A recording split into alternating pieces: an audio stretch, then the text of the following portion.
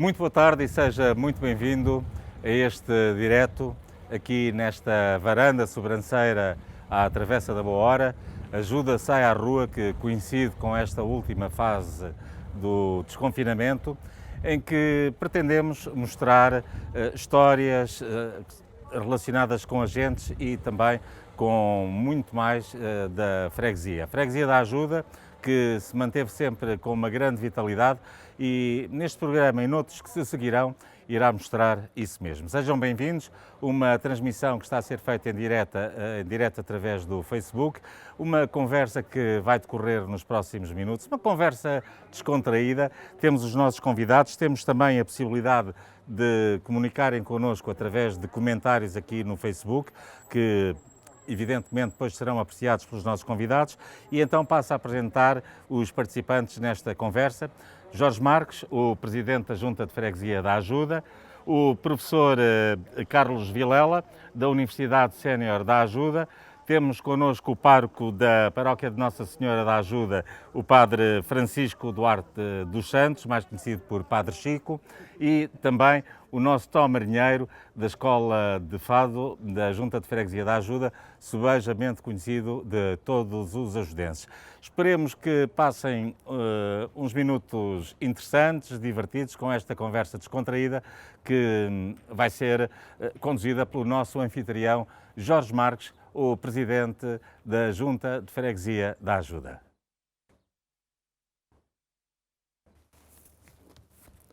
Bom, boa tarde a todos.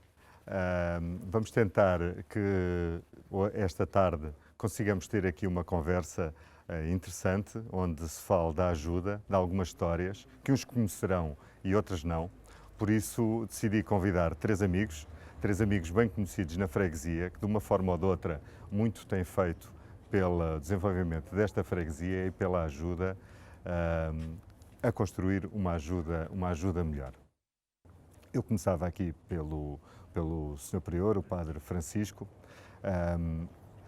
porque nestes tempos seria interessante até falar do futuro, mas não podemos deixar de falar do passado e até destes tempos difíceis que temos percorrido nestes últimos tempos, que tem afetado mais a uns que outros, mas que a muita gente debilitou.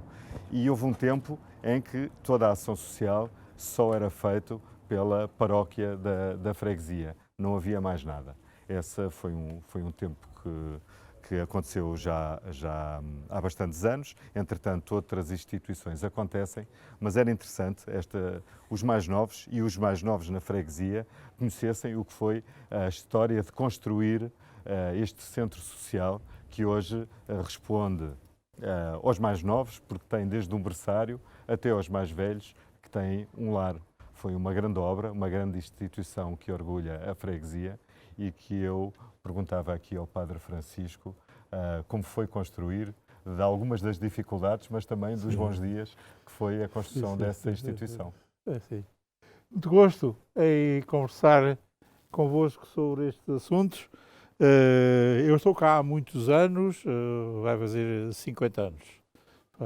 Este ano, 47 anos que estou aqui na Paróquia da Ajuda. E uma das coisas engraçadas que me aconteceram, eu já era padre há 10 anos, quando estava nas Caldas da Rainha, dirigia um colégio diocesano, etc. Não é? Mas depois achei que já era necessário mudar de atividade pastoral e falei ao patriarca, naquela altura, Dom António Ribeiro. Falei ao patriarca na questão de eu deixar as Caldas, deixar aquela tarefa docente e tal, e assumir uma paróquia. Eu era padre e uma paróquia, gostava de ser prior, uma paróquia, não é? E ele disse, está bem, então vamos pensar nisso, não é? Então penso lá, mas arranjo assim. E assim foi, passado um tempo, apareceu lá nas Caldas com uma proposta. Olha, Padre Chico, já arranjei alguém para o substituir aqui no colégio e pensava que o senhor poderia talvez assumir uma tarefa de vigário, chamava-se vigário paroquial, na Paróquia da Ajuda, onde está o Padre Zé Bernardo, é um tipo muito bom, não sei o quê, eu conhecia, vai-se dar bem com ele e vai para a ajuda. E eu disse, ó Sr. Patriarca, não me mande para a ajuda, Eu não conhecia a ajuda, não era? Não me mande para a ajuda, isso é a cidade, isso é Lisboa.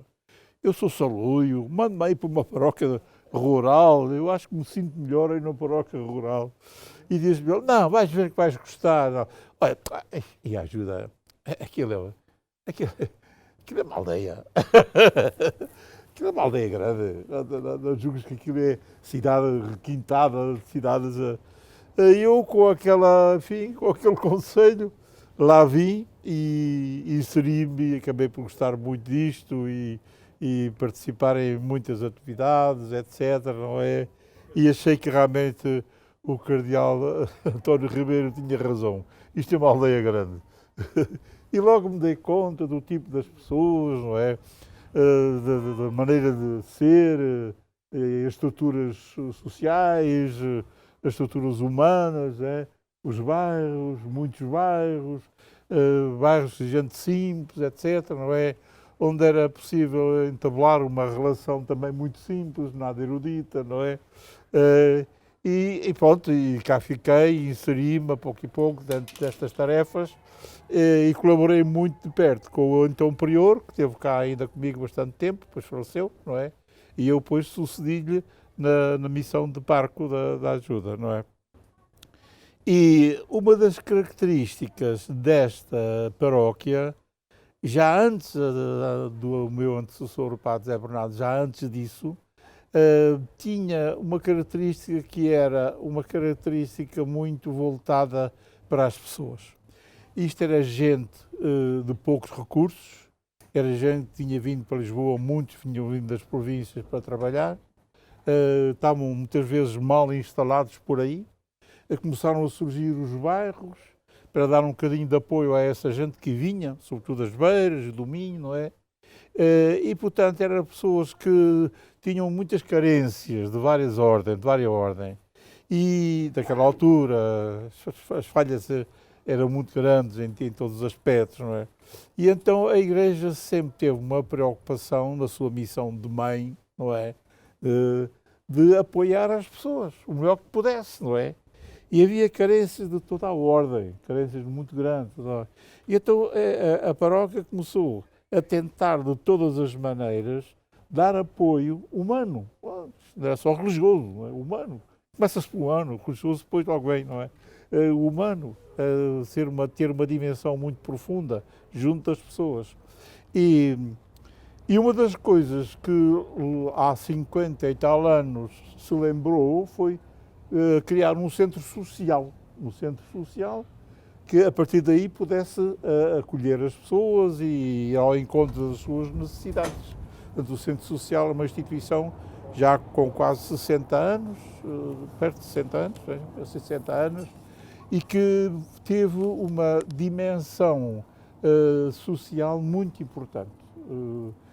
Vai variando um pouco as suas atividades, as suas iniciativas, também consoante as necessidades das pessoas, aquilo que é preciso, não é?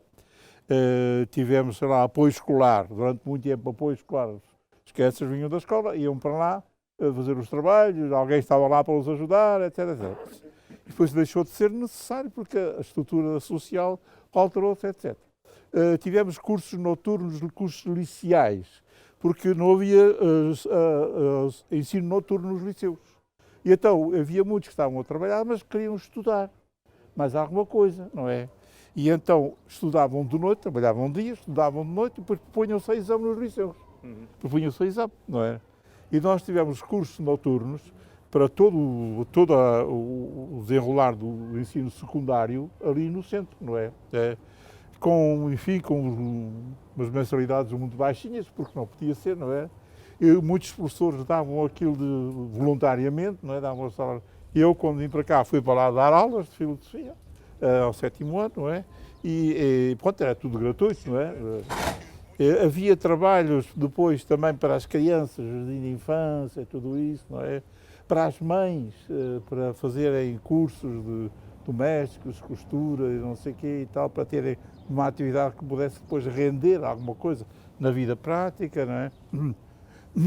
Quando eu vim há quase 50 anos, o meu colega disse-me, isto é freguesia, tem muitos idosos, Os idosos, não há nada para os idosos. Mas está fraco aqui, não há nada. Não te importavas de fazer assim um encontro com idosos, um convívio, etc. Não há isto, em lado nenhum, não tenho visto, em Lisboa não havia, não. Eu disse, Padre Zé, eu não me importo, mas eu não tenho experiência nenhuma disso, eu venho de um colégio, não nada disso, não é? Mas se me pede, vamos inventar, arranjo-me aí uma equipa que eu não conhecia ninguém, arranjo-me aí uma equipa assim de gente com quem eu possa fazer um trabalho assim, isso não. Ele arranjou uma equipa extraordinária, não é? E começámos a nossa atividade de convívio de idosos no centro da ajuda, ali lá no centro. Não tínhamos experiência nenhuma, a princípio nós é que fazíamos brincadeiras para eles se rirem, mas isso não dava, pois às tantas estávamos esgotados do repertório. E então começámos a pouco a evoluir e a encontrar outras formas de animação. E existe e continua esse convívio, não é? Mas agora o convívio tem outras características, porque as pessoas já participam muito. Temos um grupo que canta, não é? E muito bem, a grafenola tem discos já gravados e tudo, não é? A grafenola continua, anima muito, animam-se a eles e animam outros quando é preciso. Vamos aí cantar agora, não sei onde, e tal, lá vamos, não é? Temos um grupo também de danças regionais, não é? Danças regionais. Porque havia pessoas, há aqui muitas pessoas que vieram de fora, de Lisboa, das províncias, não era? E que trazem aquilo da cultura das suas regiões. Do Alentejo, sobretudo das Beiras, do Minho então são muito animados, não é? E então, como trazem conhecimentos de coisas que faziam lá, então a gente resolveu, então o senhor vai ensinar aqui como é que é a dança tal, como é que é o não sei cá. E assim surgiu um grupo de danças regionais dentro do convívio. E depois arranjámos uns fatos, arranjámos alguém que ensaiasse melhor, e está aí um grupo de danças. Depois também havia um que dizia, pá, a gente não, o teatro é muito bonito, mas a gente aqui não sabe fazer teatro, quem está aqui sabe fazer teatro? Pá? Não. Mas apareceu um senhor lá no convívio que tem um jeito, uma imaginação enorme, que inventa as peças, não é? Inventa as peças, traz as roupas, veste as roupas ali um bocadito antes, diz como é que eles têm que fazer e fazermos teatro, às vezes lindo e engraçadíssimo, mas muito espontâneo.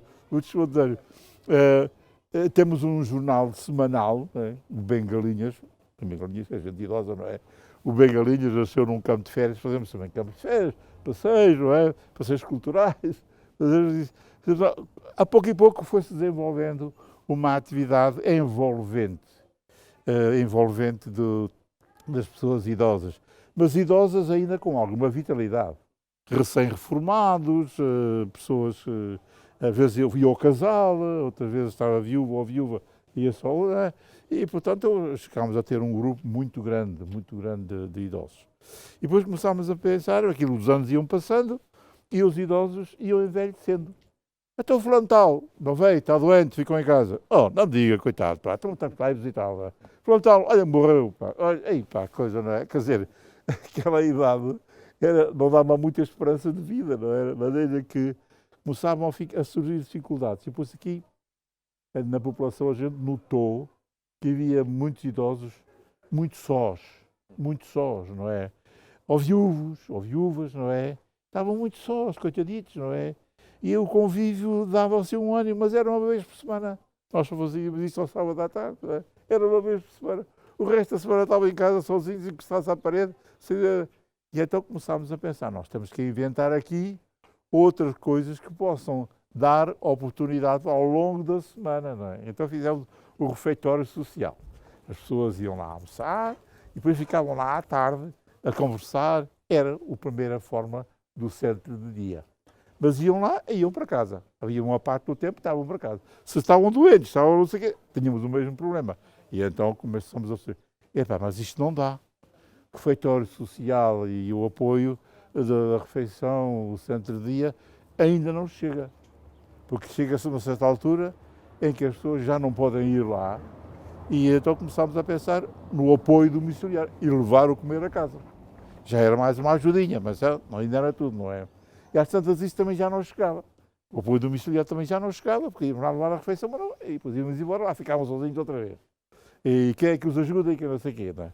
E então a ideia do lar seria a última valência nesta dimensão de acompanhar os idosos.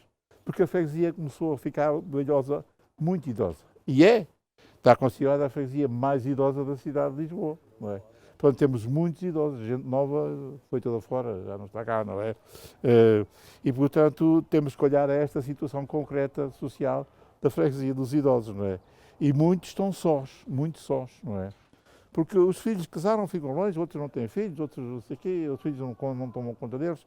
E há muitas pessoas que estão assim. Temos assim umas equipas que visitam os doentes e os pobres e tal. E demos conta que realmente há muita gente a precisar de apoio na parte final da vida. E então era o lar. Mas o lar era uma coisa mais complicada, muito mais complicada de criar um lar, não é? Mas o meu antecessor, que era todo fanático e tal, não sei o quê, não desistiu de encontrar um sítio para construir um lar. Era preciso terreno, era preciso dinheiro para construir, era preciso muita coisa.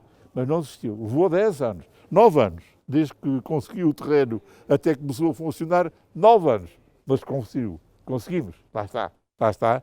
E pronto, é uma valência importante. E em boa hora o fez. Em boa hora foi. Muito bem. Sr. Prior, eu passava aqui ao professor Carlos Vilela, porque isto são histórias de 50, 60 anos, mas a freguesia tem mais uns quantos. É uma freguesia bastante antiga, com muita história, e eu fazia usos do seu muito saber, do seu grande saber nesta área, para partilhar connosco um bocadinho da história da ajuda. Eu, depois de ouvir o Sr. Padre Francisco, depois de ouvir o testemunho do Sr. Padre Francisco, eu de facto sinto-me uma formiga, porque foi um padre dos diabos. A obra que fez é de uma enormidade no plano religioso e no plano humano, fantástico mesmo. Eu já tinha conhecimento do Sr. Padre Francisco, mas em tanto pormenor não tinha. E o que ainda engrandece mais a imagem do Sr. Padre que tem entre nós e que já agora que Deus o tenha durante muito mais tempo entre nós. Pegando na história da junta da freguesia, eu estou um pouco rouco, peço desculpa. O que é que se poderia dizer em termos de realidade através dos séculos? Por aqui há vestígios. Eu tenho aqui numa minha cábula, mas não vou recorrer à cábula, para vos indicar os locais, as ruas onde foram encontrados vestígios de cartagineses, de fenícios, de romanos, para além de, ainda mais para trás, na etapa histórica que se chama o Neolítico, que é o novo lítico é de pedra, em que já se cultivava e já se criava, domesticavam animais. Há vestígios aqui deste tempo. Portanto, imaginem o tempo que a ajuda é habitada, quando pensam muitas pessoas que há 2 ou 3 séculos, ou antes do terremoto, se calhar não havia cá nem nada, nem ninguém, a não ser um barraco ou 2, enganam-se.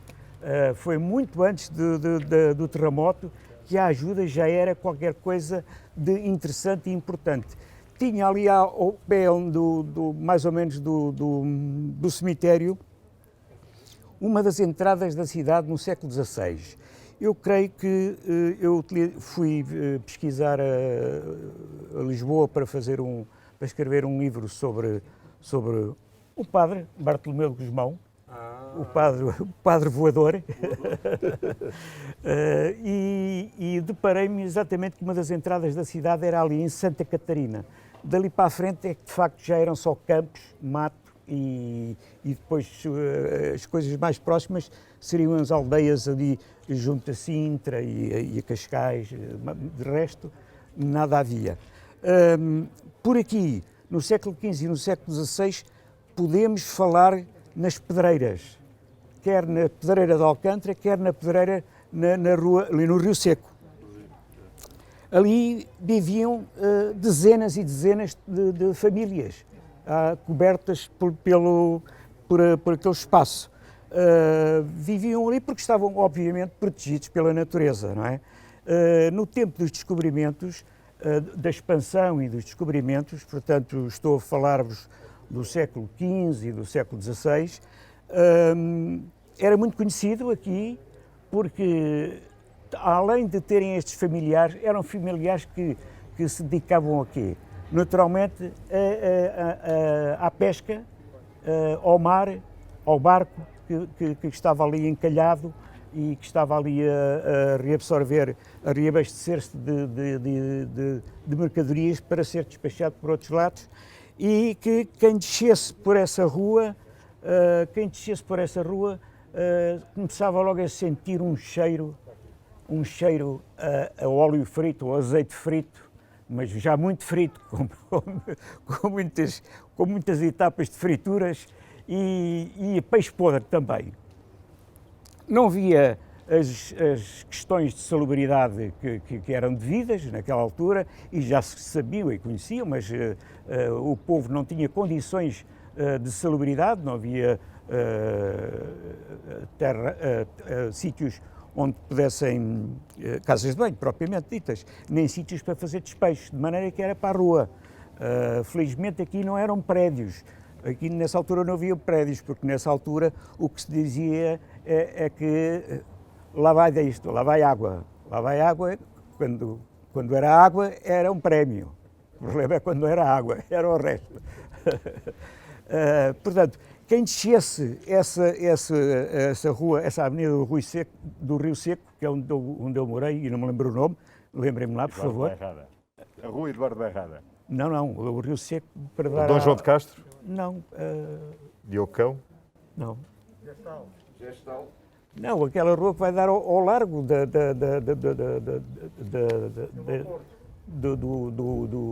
do Palácio da Ajuda. Rua do Cruzeiro? Rua do Cruzeiro. Por cima. Rua do Cruzeiro. Eu morei aí na Rua do Cruzeiro. Eu fui também ajudense durante alguns anos e também senti isso que o Sr. Padre Francisco sentiu, que eram pessoas humanas, pessoas humildes, pessoas simples. Há gente complicada em todo lado, e eu quando vim morar para ali, foi mesmo em frente quase naquele cruzamento que tem os dois clubes, que é o Império do Cruzeiro e o Armadorense. E eu morava mesmo em frente do Armadorense. E eu via lá uma malta que aquilo diz, meu Deus, onde é que eu vim? Animada. Malta animada. Muito bem. Percebemos todos. Mas depois percebi que a malta animada é igual a toda a malta. E a primeira coisa que eu fiz, passado poucos dias de cá morar, foi ir lá abaixo, ao Armadorense, beber um café. Estava a dar um jogo do Benfica Sport, uns eram do Benfica, eram do Sport, e eu naquela altura era do Belenenses. Sentei-me ali ao pé deles. E muito bem. Sentei-me ali ao pé deles. Acabámos todos a ver imperiais e termossos. E fiquei logo a ser conhecido. No outro dia, ou passado 2 ou 3 dias, foi ao outro clube, ao Império do Cruzeiro, fiz a mesma história. Pronto, a partir dali, fiquei logo com uma série de amigos. Amigos verdadeiros, porque me ajudaram em muitas coisas. Precisava de uma mudança, precisava de um emprego, precisava de não sei o quê. Toda a gente se disponibilizava quando eu lhes pedia as coisas, e muitas das vezes tinha que lhes pagar, como é óbvio, a maior parte das vezes, porque não gostava que andassem a trabalhar de borla. Mas, voltando a essa etapa histórica do século XV e do século XVI, ali na Rua do Cruzeiro, naquelas grutas, também havia lá gente um pouco manhosa, muitas vezes refugiados à justiça, e fugiam do centro da cidade, como é óbvio, e escondiam-se lá no meio daquela gente, não havia hipótese de os reconhecer, porque as pessoas que os acolhiam não denunciavam, porque eram todos pobres, portanto eram todos, ao fim e ao cabo, contra o Marquês de Pombal e contra o rei, no tempo do Marquês de Pombal. Portanto, este era o cenário no século XV e XVI. Eu acho que, relativamente à época da Barraca Real, não é? Já todos mais ou menos estamos informados. A Barraca Real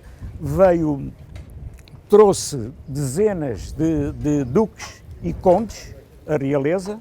A Barraca Real, nós temos a ideia da Barraca Real, e depois havia a Capela Real, foi feito por um arquiteto italiano, quer a Barraca Real, quer a Capela. Só para vos dizer o seguinte, que talvez muitas pessoas desconheçam, é que a Barraca Real era só por fora, porque por dentro fazia ver a muitos palácios da Europa, palácios reais da Europa. Era com tapeçarias, era madrepérolas, ouro, prata, marfim, peças em marfim. Era tudo fantástico, pinturas fantásticas, dos melhores tecidos, desde a púrpura a outras riquezas de bistarias também.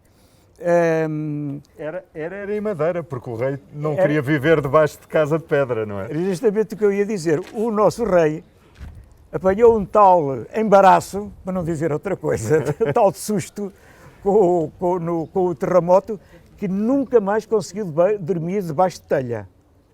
A única coisa que o protegia era mesmo o abarracado. Mais em cima dele não conseguia dormir, tal foi o susto que ele deve ter apanhado, coitado. Naquela altura não havia psicólogos. O psicólogo dele era o Marquês de Pombal, que ia fazendo as fitas que fez aos coitados dos jesuítas e a outras famílias, não é? Que não vale a pena estar a repetir, porque vocês devem conhecer todos a história do Marquês de Pombal. Normalmente nós conhecemos aquilo de bom que o Marquês de Pombal fez e tendemos a ser imparciais, porque eu que sou historiador tendo a ser imparcial e faço um retrato do Marquês de Pombal, daquilo que ele fez bem e daquilo que ele fez de mal. Rima e é verdade. Fez muitas patifarias, fez muitas matanças despropositadas, inusitadas, apesar daquilo que ele fez de bom. Carlos, a gente se calhar voltava novamente mais um bocadinho de história. Na verdade, a coisa que mudou pouco foi agentes da ajuda, que é claramente aquilo que tem de melhor.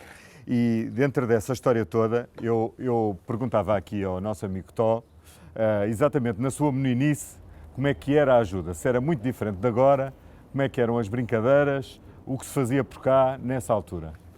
Ora então, muito boa tarde, sou Presidente, grato por me ter convidado, sou professor, sou padre, muito obrigado. Eu sou filho de... Os meus pais, infelizmente, já cá não estão. O meu pai, descendente de judeu, a minha mãe, tricana, ou seja, de Aveiro. Nasci numa rua particular ao Casalinho, numa parte de casa, porque os meus pais conheceram-se cá a trabalhar. A minha meninice feita aqui no bairro era aquilo que todos que me estão a ver sabem o que era a nossa infância.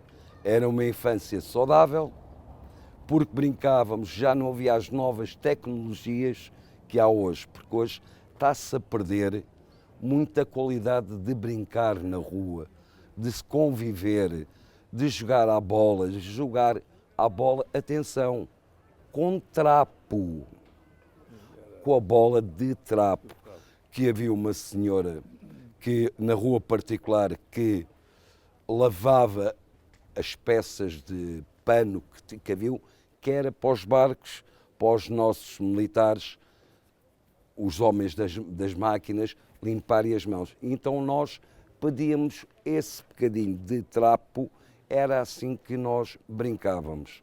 Sob a era atual, a minha infância saudável, brincávamos, sorríamos e era aquilo que era o carrinho de esferas, que conseguíamos com os rolamentos, aqui onde estamos aqui a fazer a nossa entrevista, ao sábado vínhamos aqui tomar banho, porque não havia água canalizada. Eu andava com uma canga, portanto, muita gente, eu vou exemplificar que era a canga, era um pauzinho com os arames, com umas latas que fomos buscar aos americanos, que era as latas da banha. Então, para ganharmos dinheiro para quê? Para irmos ao cinema ou ao Salão Portugal, ou ao Palatino, ou ao Éden Alvito, que era no Largo. Juntávamos os tostõezitos para enchermos tulhas de 50 litros, dávamos 5 escudos naquela altura, muito bom. Mas também tínhamos que andar na mina. Atenção que aqui a nossa ajuda é muito rica em água, porque havia as minas de água. Havia uma à entrada que era para nós, às vezes no verão, irmos tomar banho, e havia a outra mina que era a água cristalizada que dava tanto para o Palácio da Ajuda, como para o Palácio de Belém, como para o Palácio de São Bento. Como o professor disse, aqui nessas minas havia lá muita riqueza, como estalagmite e estalactite. Portanto, nós, os miúdos que eu ainda me considero um miúdo, íamos lá fazer as nossas brincadeiras e víamos. Era andarmos a isso, e era outra coisa que nós tínhamos. Quem queria ganhar mais uns tostões, íamos ao moço na caminhonete para trazer as mercadorias para a venda aqui nesta Rua da Praça, que eram as vendedeiras, umas de fruta, como era a minha falecida mãe, outras de peixe e outras coisas. Não falando no tempo das carroças, que a Ajuda era um bairro muito de população, como o seu padre disse muito bem, que emigraram das suas terras para que se depois expandirem. Como eu disse, eu nasci num quarto. A minha parteira, quem tiver a ouvir e sabe muito bem, era uma senhora que vendia lexívia, que era a parteira, que era, não quero fugir a memória se era a Dona Elvira, se era a Dona Emília. Não quero mentir. Essa senhora que era a nossa parteira. Então, após o nosso parto, que nascia rapazes, raparigas, ela tinha que beber 1,5 litro de vinho branco com gasosa.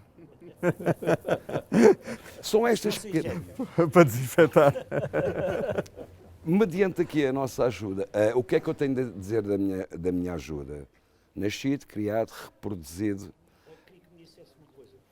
Diga-me, professor. Como é que era na sua infância, para além das zonas residenciais, bairros mais ou menos pobres, tanto faz, havia campos digamos, de olivais, ou de cereal, ou de hortas? Hortas, muito bem.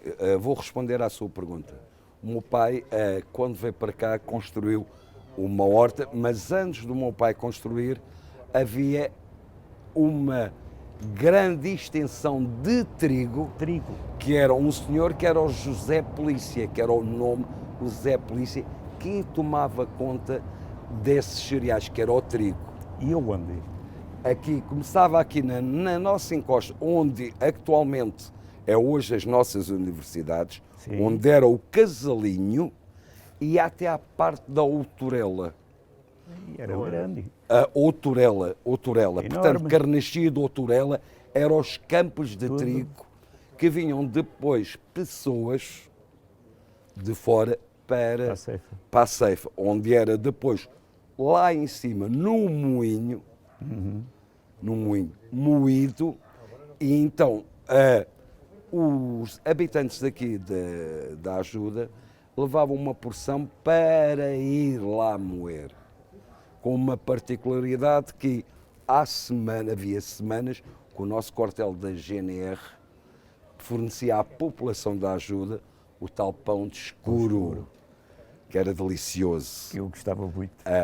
Como houve muita coisa, nós aqui temos a GNR que nós, miúdos, quando era a quinta-feira da espiga, íamos, não sei se posso dizer, mas vou dizer, íamos apanhar para vender as papolhas e a espiga. E eles andavam lá. Então, nós, miúdos, ficavam 2 à coca a ver quando era a patrulha da GNR e outros a colher, para virmos vender a 15 tostões o molho.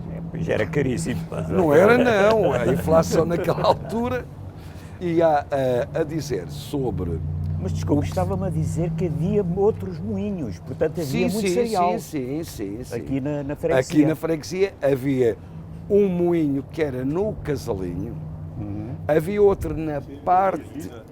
Ainda Que existe, não está a funcionar, mas que existe. Havia outro, onde era a parte da universidade também, havia aqueles 2 lá em cima, e havia, não quero mentir, se era mais 1 ou 2.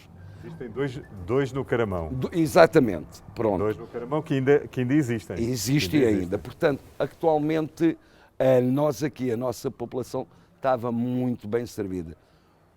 O povo ajudense sabia receber, como sabe ainda hoje, mediante a cultura. Temos uma cultura que poucas pessoas, às vezes, por nós sermos a parte ocidental da cidade de Lisboa, e já que estamos aqui, venham-nos visitar, porque são sempre bem recebidos. Muito bem. Tó, com isto eu passava aqui a um outro assunto. O Tó deu aqui a dica, uma dica importante, falou no sítio onde estamos, junto ao balneário, e como falamos de história, também se percebeu que o mundo vai mudando e a freguesia também vai mudando, e este que era um balneário onde as pessoas tomavam banho por falta de existência de instalações sanitárias nas suas casas, felizmente a vida foi mudando e melhorando e hoje as pessoas não têm a população não tem essa necessidade. E por isso nós transformamos o balneário num espaço cultural. A obra está a terminar, antes de terminar maio, fica a funcionar e aproveitamos o desconfinamento para iniciar atividades culturais aqui neste espaço. Eu ia-vos mostrar algumas imagens, apenas um pequeno aperitivo de uma obra que está a terminar para que possam ver o que se está a passar lá dentro.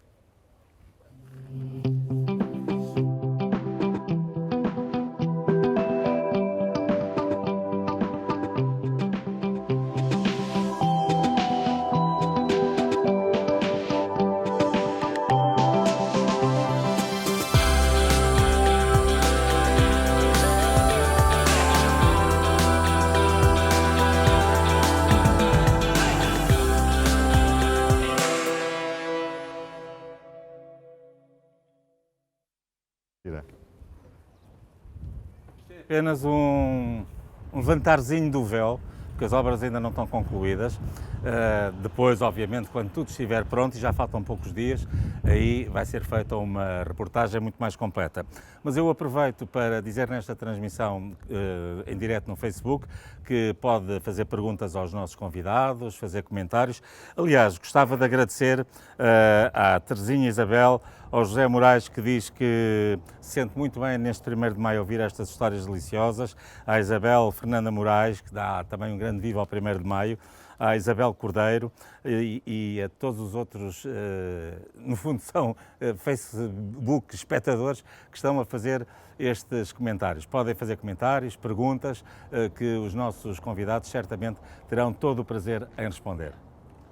Muito obrigado. Aproveitamos aqui algumas imagens para trocar uma conversa e eu pedia ao Padre Francisco que contasse essa história que ia se preparar para contar, que tem a ver com o nome do bairro onde nós estamos. É, o bairro dos Mortos. Quando eu cheguei, estava lá, isso aí é o bairro dos Mortos. Eu, bairro dos Mortos? Mas porquê? Ninguém me sabia explicar porque é que isso chamava bairro dos Mortos, não é? É o bairro dos Mortos, não é? É que os nomes das ruas é tudo gente morta. Morreu tudo. Isso não é só aqui. Aí para Lisboa, a maior parte do nome das ruas é pessoas que já morreram. Agora o que é que há a ser aí? Depois, mais tarde, é que eu percebi. É que primitivamente, quando o bairro foi construído, em 1920 e pouco, não é? 27, vai sim. Como foi construído, puseram essas tabletas, que são tudo militares, porque isto era um bairro social para a tropa, não é?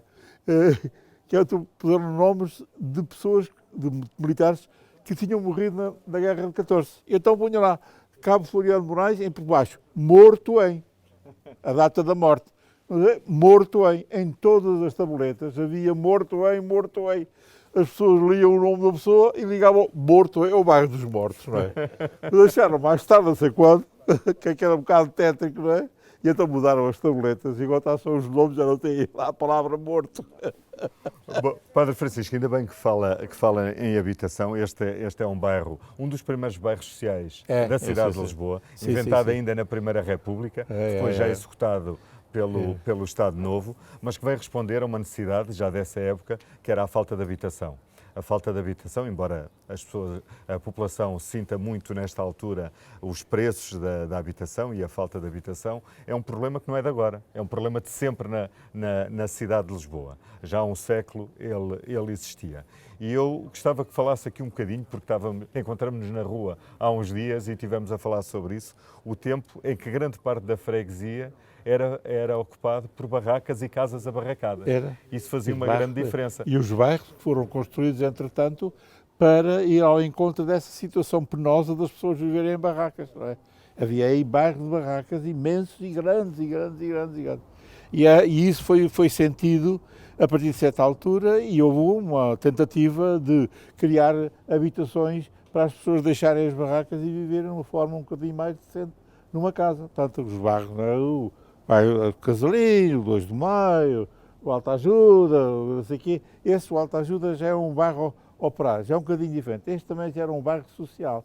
Este foi dos primeiros bairros sociais que foram instituídos por um decreto de 1918. Foi o Sidónio Pais depois é que incrementou a construção deste bairro. Mas isto era para a família dos militares. Era um bairro social, só para a família dos militares. Mas as casas já são muito boas, não é? Mas não tinham casas de banho. Daí o Borneal, não tinham casa de banho, não é? E para lavar a roupa, foi uma pequena aldeia ou pequena cidade, se quiserem, aqui para as famílias militares. Tinha, portanto, um balneário onde as pessoas vinham tomar banho, não era? Não tinham banho em casa, tinha apenas uma pia com esgoto, mais nada, não era? Que vinham tomar banho. Ali era para o lavador, para lavar a roupa. Tinham a escola, tinham os bombeiros, tinham uma enfermaria, tinha a polícia.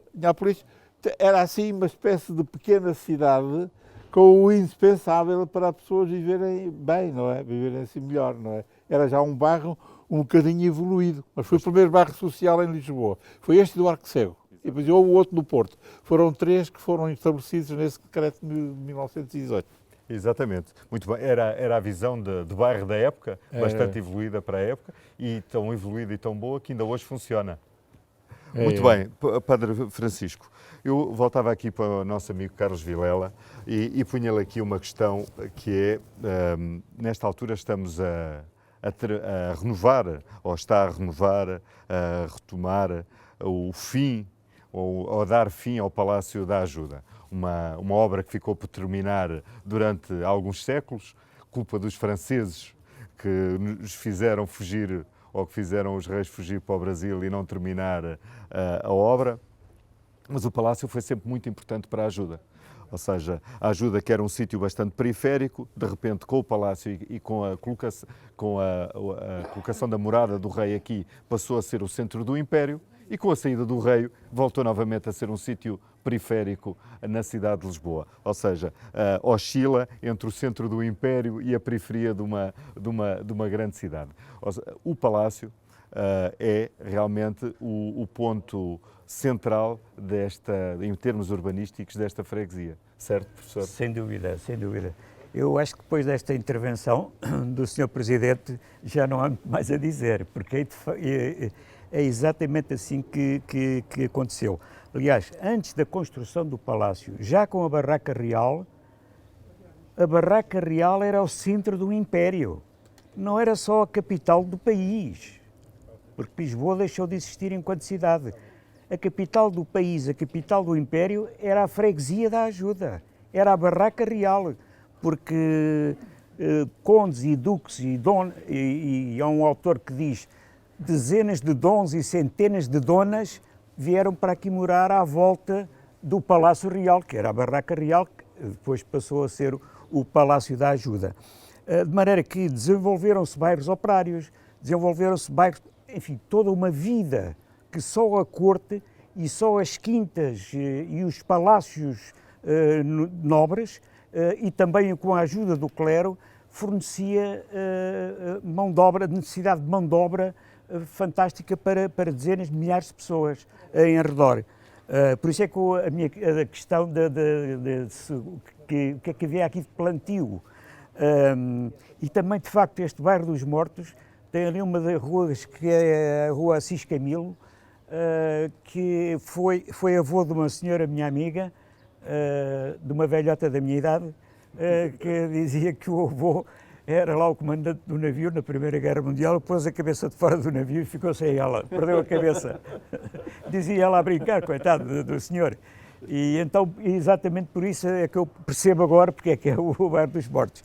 Bom, mas depois do Palácio, há uma certa, com a morte do rei Dom José, há uma certa desimportantização do Palácio enquanto centro do poder. Passou novamente para a centralidade, passou novamente para o Terreiro do Paço, que depois deixou de chamar Terreiro do Paço, porque era lá que existia o Paço Real, depois passou para aqui, e com a intervenção do Marquês de Pombal, que não era parvo nenhum, em vez de Praça do Comércio, em vez de Terreiro do Paço, passou-lhe a se chamar Praça do Comércio. Porquê? Porque ele queria desenvolver o comércio e a indústria, a agricultura, todos esses ofícios. Ele fez quase um pleno de revolução industrial. Se ele tivesse persistido com aquele caminho, nós não estaríamos hoje tão pobres como estamos e com uma dívida externa tão forte. Mas a história não é de si, é de factos. E de facto é como o Sr. Presidente disse, depois da família real se afastar daqui, passou novamente a ser um bairro, uma zona periférica, entalada entre duas freguesias, entre Alcântara e Belém.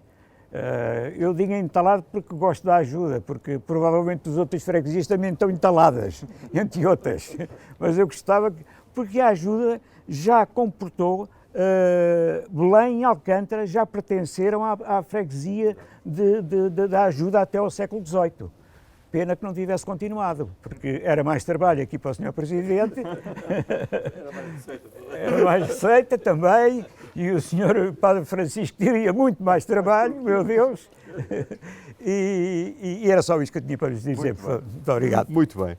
Bom, há uma característica que distingue a população da freguesia. Embora muitos de fora achem que o fado é apenas de Alfama e Moraria, a população da freguesia tem um grande amor ao fado. E um exemplo disso é aqui este nosso amigo Tó Marinheiro, que tem feito um trabalho excelente de apoio à Escola do Fado da Junta de Freguesia da Ajuda, que tem transportado bem o nome da freguesia por toda a cidade e por grande parte do país. E por isso eu, sempre que converso com ele me ensina um sítio onde morava um poeta, onde morava uma fadista, e quase todas as ruas têm uma pessoa ligada ao fado. Eu pedia-lhe que falasse um bocadinho sobre isso, sobre o amor dos ajudenses ao fado. Grato. Pegando ali nas palavras do seu professor, quando falou na Barraca Real, havia, nos tempos em que eu era menino, onde o fado começou a ser dado, que era a pegarem na Barraca Real, chamaram-lhe o Barracão. O Barracão era situado na Rua da Torre. E porquê? Ao pegarem na Barraca Real, onde se fazia o barracão. O barracão onde se passaram grandes nomes do fado. Aquilo que o Sr. Presidente me perguntou, nós aqui na ajuda, além de com a sua ajuda e da doutora Marina, da Casa da Cultura, que eu muito estimo, e com a ajuda do Sr. Presidente da Junta de Freguesia, nós aqui na Ajuda temos uma particularidade que amamos o fado. Porque eu fiz, num fado que eu escrevi, o meu fado, onde eu intitulo Bairro Alto e Moraria, Ajuda e Madragoa. São os bairros mais poéticos da nossa querida Lisboa. Porque muitas pessoas têm que saber onde aqui estamos. Olhando para ali em frente, estava aqui um grande fadista da nossa Ajuda, que era o falecido António Félix. Aqui na Ajuda, um grande poeta que escreveu para a nossa diva, Alinhares Barbosa. Outro, o Girão, como muitos. Aqui mais para ali temos um grande senhor do fado, Filipe Duarte, Sofia Glória, Celeste Maria, onde aqui já não está cá entre nós, Vasco Rafael, que morava aqui, que tinha a particularidade de vir aqui visitar, que aqui na Rua da Praça e aqui nestas escadinhas ele fazia os pregões, que é uma coisa que se perdeu. Então, no Casalinho da Ajuda, um senhor que nasceu no Alto de Pina e que veio viver para aqui, que era o Manel Dias, também, Maria Portugal, que morava no Caramão, e muitos outros que agora de momento não me lembro.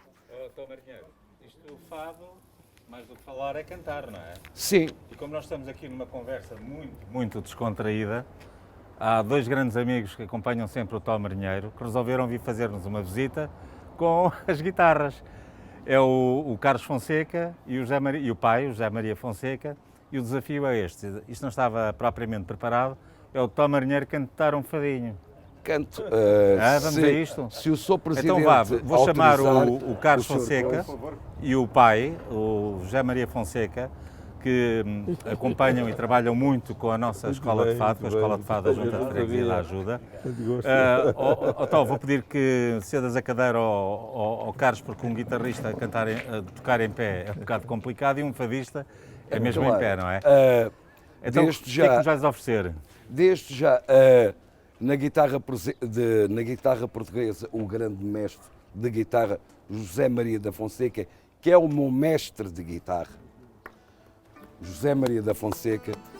Na viola de fado, o nosso professor da escola de fado, que muito me orgulho, o nosso professor e letrista, que faz também letras e grandes poemas, o Carlos Fonseca, que é uma honra eu tê-lo nesta nossa escola de fado. Então, silêncio, que se vai cantar o fado. O Rosita e Sol.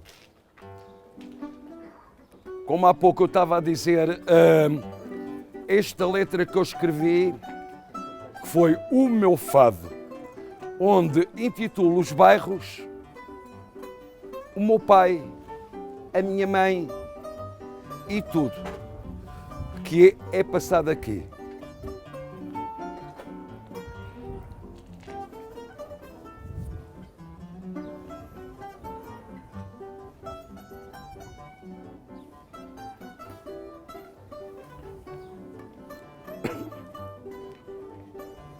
Tem que baixinho, não, porque eu não posso fazer nada.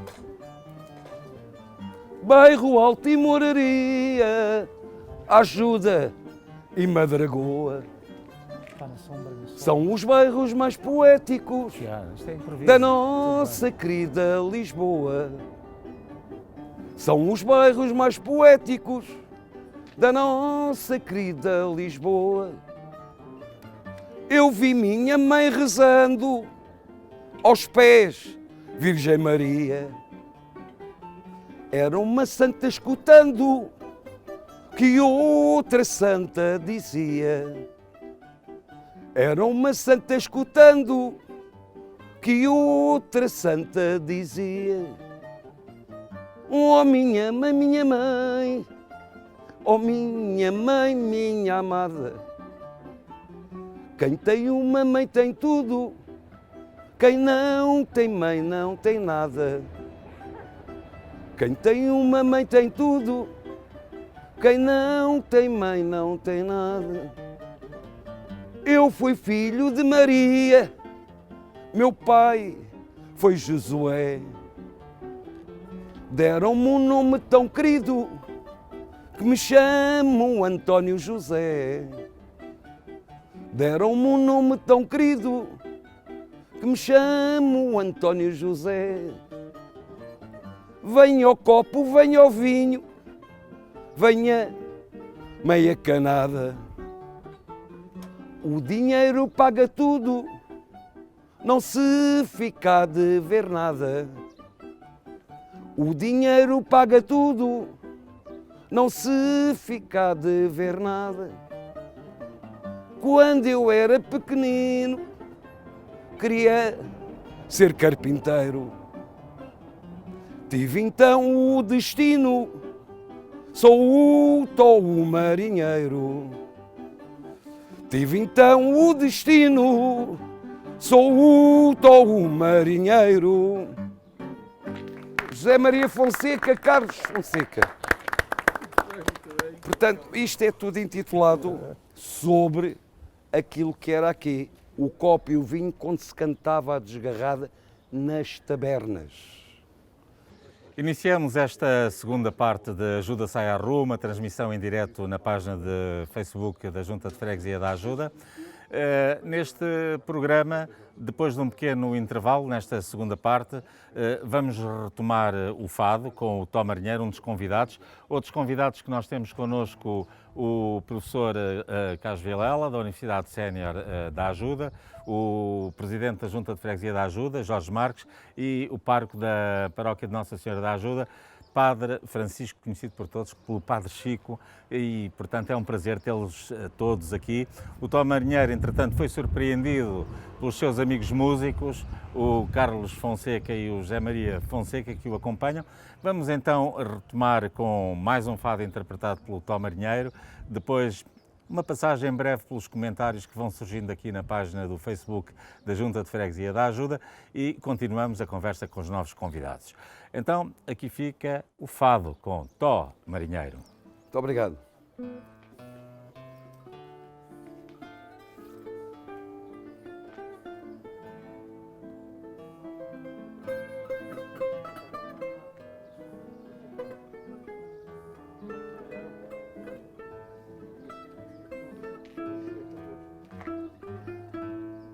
Naquele típico sótão, sobre as telhas mais antigas, na rua da Amendoeira, ainda há traços que denotam o sabor dado às cantigas pela Matilde cantadeira. Ainda há traços que denotam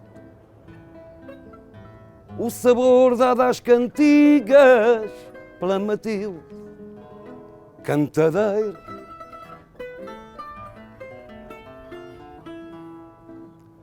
Airosa mas inconstante, a Matilde dava ao fado a graça de outros estilos. No velho café cantante que ficava mesmo ao lado da estalagem dos Camilos. No velho café cantante que ficava mesmo ao lado da estalagem dos Camilos. No sótão esconcisos, 3 pontos por fano espreitam a moraria. As lágrimas de um marujo, os ciúmes de um cigano, os remorsos de um refia,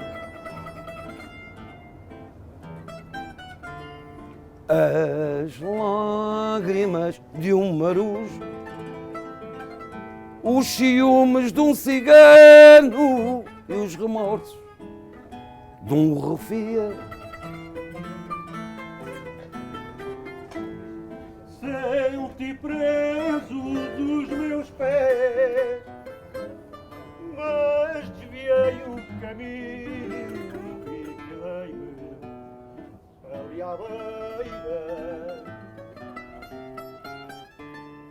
só para ver outra vez aquele sol tão velhinho da rua.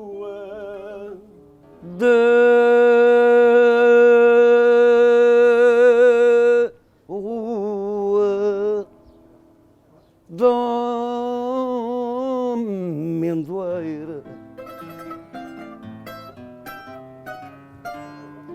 Só para ver outra vez aquele sol tão velhinho da rua da Amendoeira. Bravo, bravo. E ajuda assim. Uma guitarra e uma viola a ouvirem-se, e aqui o nosso ajudense Necas apareceu e resolveu entrar no programa também e fez muito bem, foi um prazer recebê-lo neste ambiente descontraído, onde vamos conversando sobre as histórias, sobre as gentes da ajuda e onde vamos recebendo também comentários nesta transmissão em direto na página do Facebook da Junta de Freguesia da Ajuda. Por exemplo, o José Lopes Brito, e isto a propósito das associações e coletividades de que se falava há pouco, diz que nos anos 80 tiveram uma importância fundamental e diz mesmo que a ajuda era a freguesia na Europa que tinha mais associações e coletividades. Bom, se o diz José Lopes Brito, quem sou eu para duvidar? O José Moraes, entretanto, faz uma pergunta diretamente ao nosso Presidente. Diz o José Moraes: Sr. Presidente, ouço falar nas obras no balneário, que está aqui ao nosso lado, espaço para expor fotografia, pintura, etc. Aqui fica a pergunta. Bom, veremos. O espaço fica disponível para a população, assim apareçam as oportunidades e ele fica disponível para todas essas atividades. Agora é ser apropriado e bem usado por toda a população.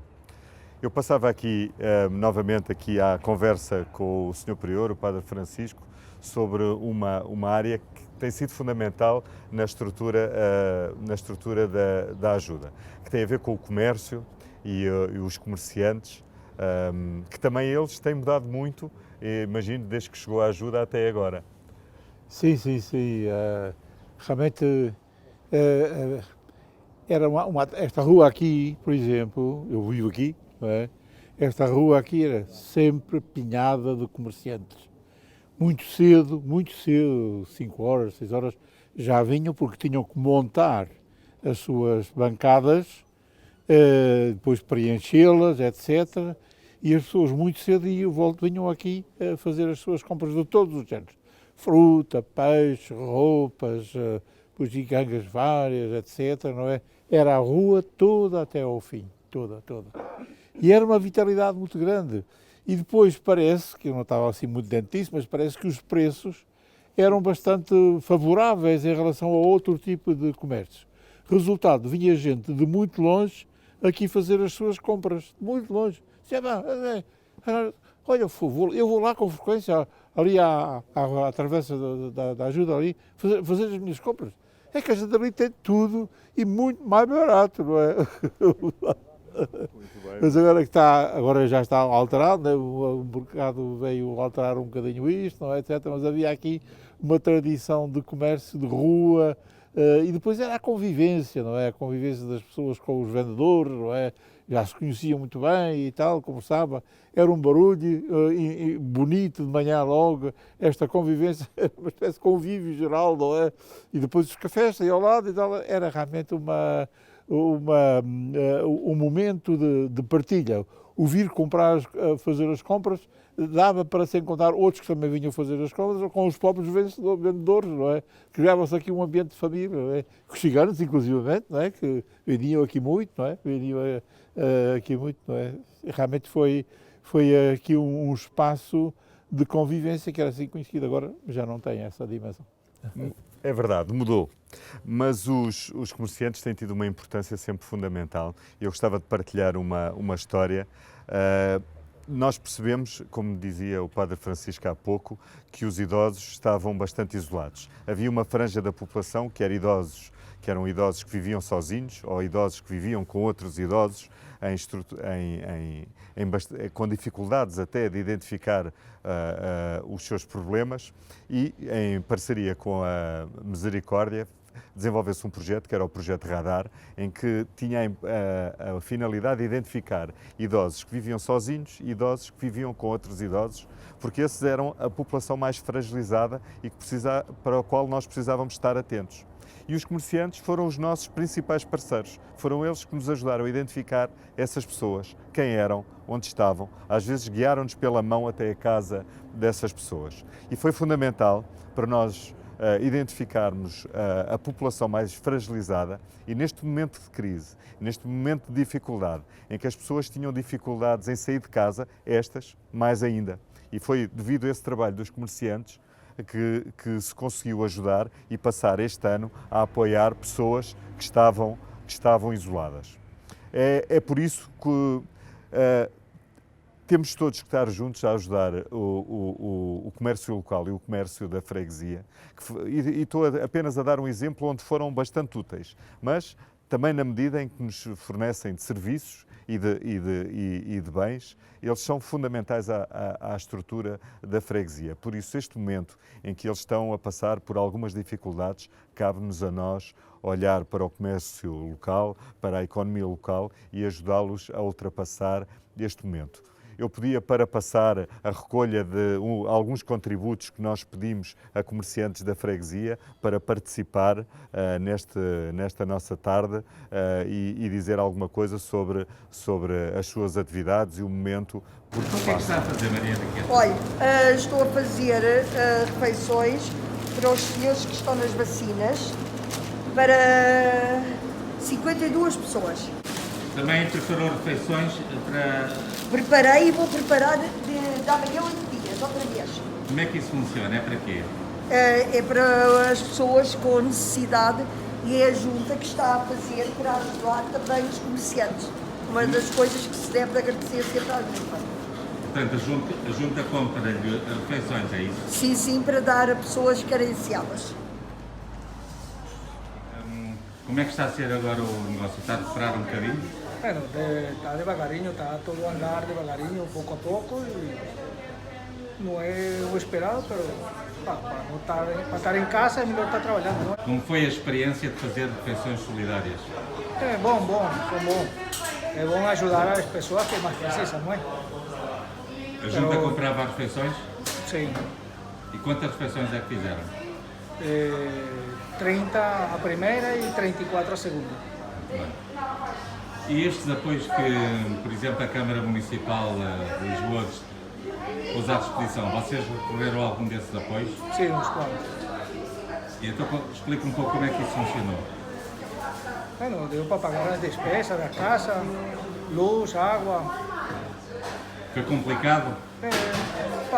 Só fez o contabilista, já não foi por minha conta.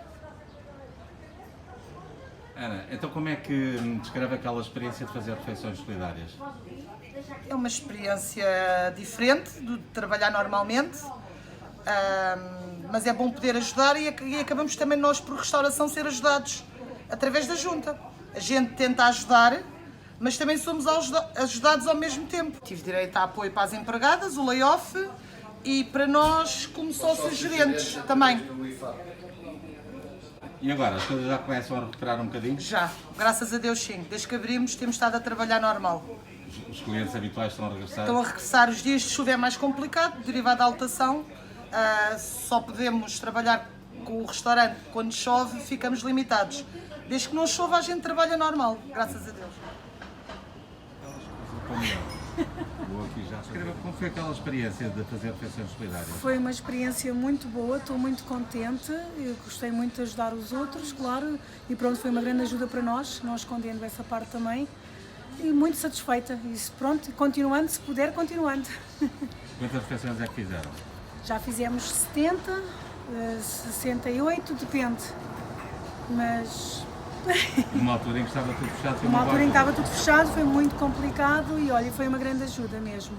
E aqueles apoios, por exemplo, que a Câmara Municipal de Lisboa disponibilizou, vocês recorreram a algum desses apoios? Recorremos, sim senhora, sim. Como claro. É que funcionou? Funcionou bem, pronto, esperámos o tempo que for preciso, não é? O tempo que seja necessário, mas foi muito bom. Deu jeito? Deu muito jeito, ajuda. Isto teve muito complicado. Agora com esta notícia de que este fim de semana já abrem os restaurantes também? Sim, já ajudou um bocadinho, claro. É muito complicado só a pessoa ao fim de semana estar aberta até à 1h, não é? Não justifica muito. Mas pronto. Muito obrigado. Obrigada por tudo. Um beijinho, obrigada. Muito bem. Estes são momentos difíceis, mas tenho a certeza que com a ajuda de todos nós vão ultrapassar e voltarão a ser uma força vital na construção de uma ajuda mais forte e uma ajuda melhor. Eu falava aqui com o amigo e professor Carlos Vilela sobre um personagem que é fundamental também para esta freguesia, que é o Marquês de Pombal.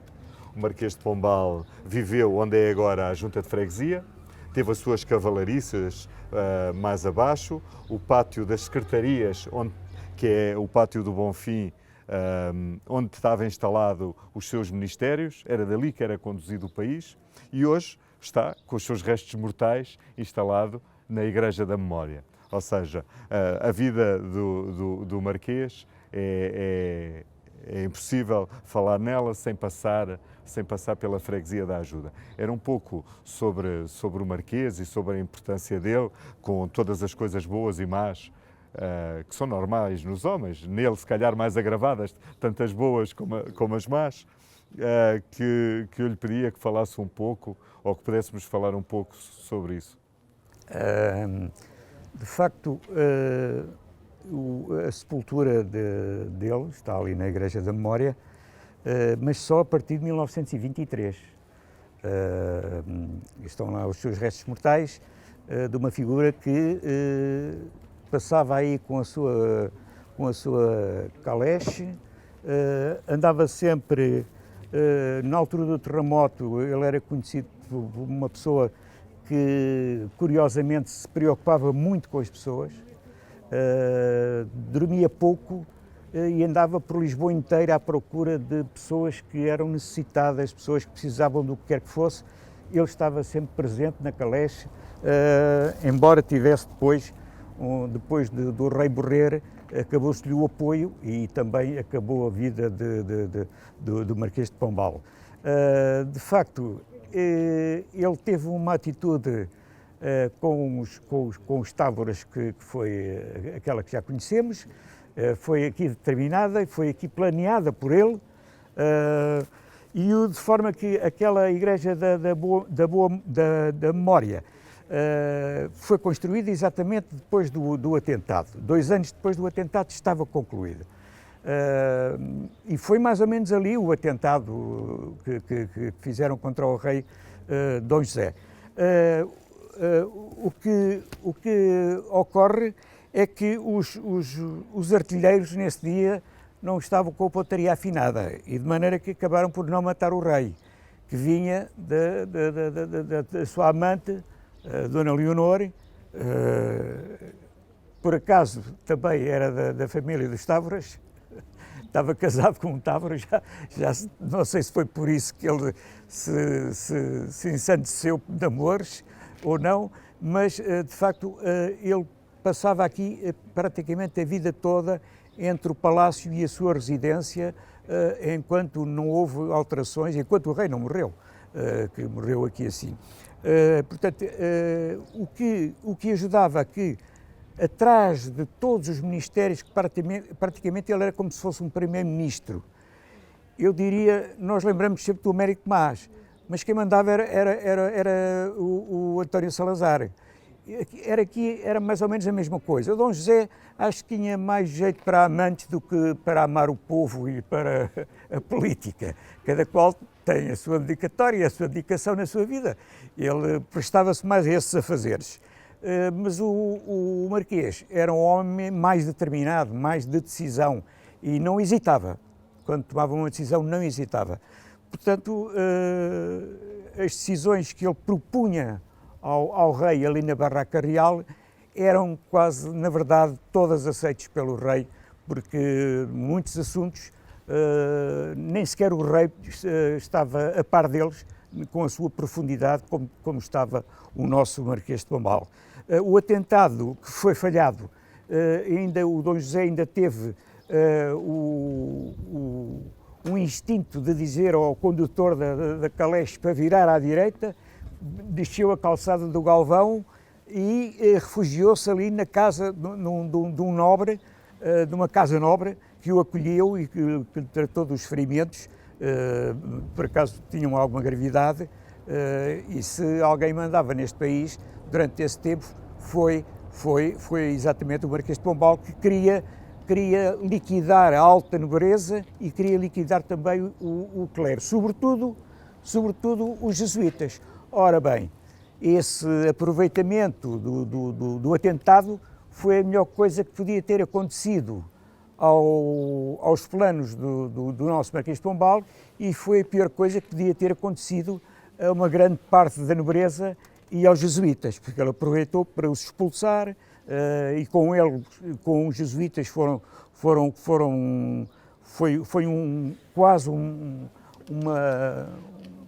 um golpe quase fatal na nossa instrução, nas nossas universidades, nos nossos colégios, tudo isso os jesuítas dominavam e ficámos com um déficit de professores, de saber, de know-how, que os jesuítas sempre se dedicaram ao conhecimento, para além da oração e para além dos seus deveres litúrgicos e outros deveres, tinham a capacidade de estudar. Ainda hoje, os jesuítas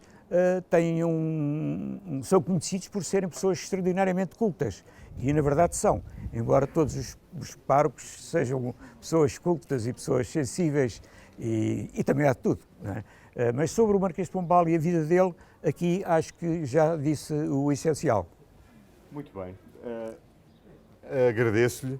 Bom, a tarde já vai longa, acho que foi uma bela conversa entre amigos, completamente despretensiosa, não tínhamos intenção de ensinar nada a ninguém, apenas partilhar aqui alguns momentos, alguns que eu tenho o privilégio de partilhar na rua individualmente com cada um e achei que era engraçado partilharmos todos com a população.